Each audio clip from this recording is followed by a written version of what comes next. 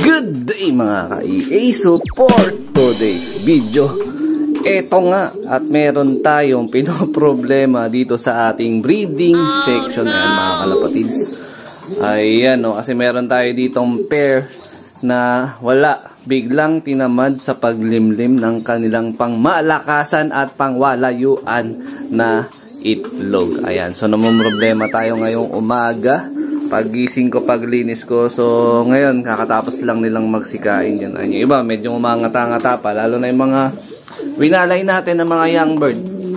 Dito nga sa may ilalim. So, good luck nga pala dun sa mga kalapatids natin sa padating na third lap nila. Bukas, abangan. So, kagabi, nagkarga yung mga tropa natin. Abangan natin yung magiging resulta ng third lap, which is sa Lawag, Ilocos Sur. Ayan.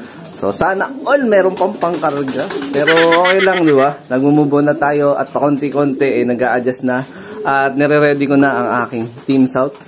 Ayan mga kalapatid. So, may naka-ready na naman tayo ditong pambombet. Ayan, no? Tinunaw ko na to. Halos isang oras na tong nakababad dito. Para malambot na malambot. Madali nang ipot-pot. No? So, nagpapot-pot. Nagsusuporta ako pag mga 10 days old up na. Pero hindi araw-araw. Pag natitripan ko lang at meron ako ekstrang oras. No? Suporta, pantulong natin dun sa mga breeder na nagsusubo. Para hindi sila ganun kalas pag magsubo. Ayan. So, eto na no, mga kalapatids. Yung pinanghihinayangan ko. Alam nyo naman tong section na to. Ito. Yan. So, ito is yung kuta ni Batusay. Tsaka nung Reiso. Ayan. So, kagabi, pag uwi ko galing trabaho, hindi ko pa siya na-recognize na hindi na nga sila naglimlim. Ayan, no.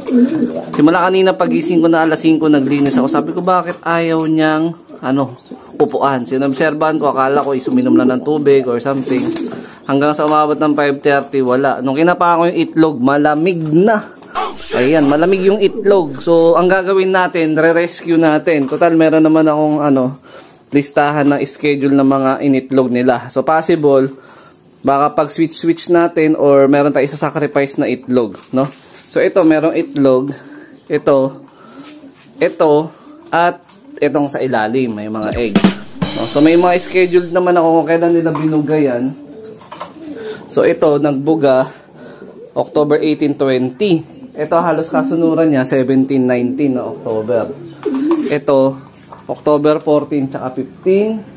Ito, October 14 tsaka 16. So, ang magkasabayan, possible, ito at ito. Yan. So, lahat ng itlog nila, meron pare-parehas na mga similya. Ganun din to. Kakacheck ko lang nung itlog nila. Ito, pang third clutch. Actually, meron na mga interesado at nag-PPM sa akin. Kaya lang, mukhang nabahati. Ayan, sabi ko, pag napisahan na lang yung itlog. So, gagawa natin ng paraan. Try natin kung may pipisa pa natin tong anak nila. Pero pagka hindi talaga binigay sa atin tong pagkakataon na to, wala tayong magagawa. Antayin natin susunod na clutch.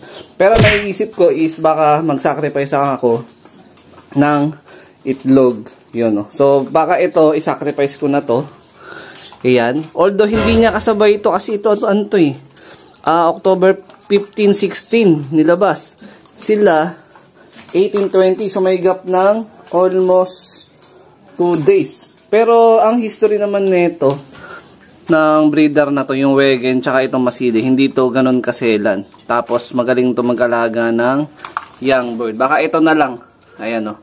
Obserbahan ko na lang kung mga bandang siguro pang 17 or pang 16 days ng itlog. Kung patuloy pa rin yan lilimliman. Pero ito na talaga yung pinakamabisang solusyon para nga mai-rescue natin o ma-recover natin yung initlog ni Batusay tsaka ng Reiso. Kasi nga, ang ganda ng quality ng itlog. Tapos, parehas may similya. Kakasilip ko lang nung nakaraang araw.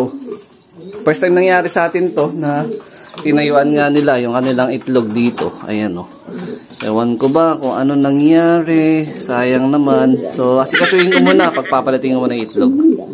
A few moments later. Time check tayo, 7:08 AM. So, mabilisan lang. So, dahil sinasanay ko na nga sila sa specific na oras tuwing magpo-force fly tayo, alas 7 dapat yung target ko, daily yan.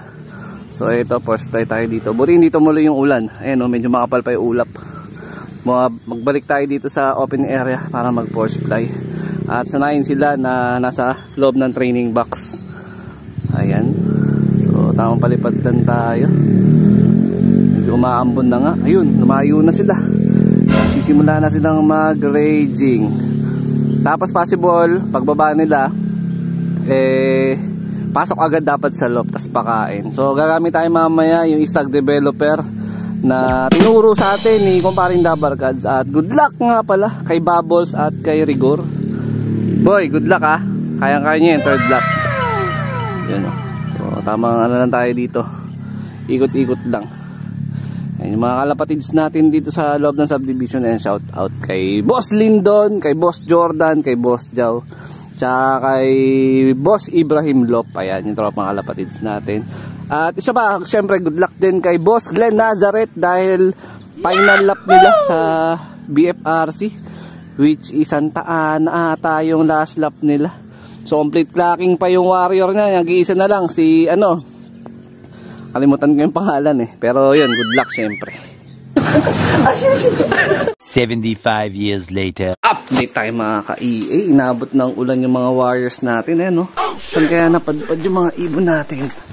Time check natin, 7:31 AM. Ayun na sila. Kakababa lang ng mga mahinang nila lang. Ayun sila nakaramdam ng pagod. Inabot din sila ng 20 minutes na lipad. Hindi na masama. So dito nga minadali ko na nga na i-rescue yung itlog nila. So nangyari, nag-switch yung itlog nito napunta dito. Yung itlog nila nasa kanila. So ang meaning na na-sacrifice natin is yung itlog nung masile at nung bandenwegin. Ayan. Wala talaga, ayaw na talagang limliman. Ayan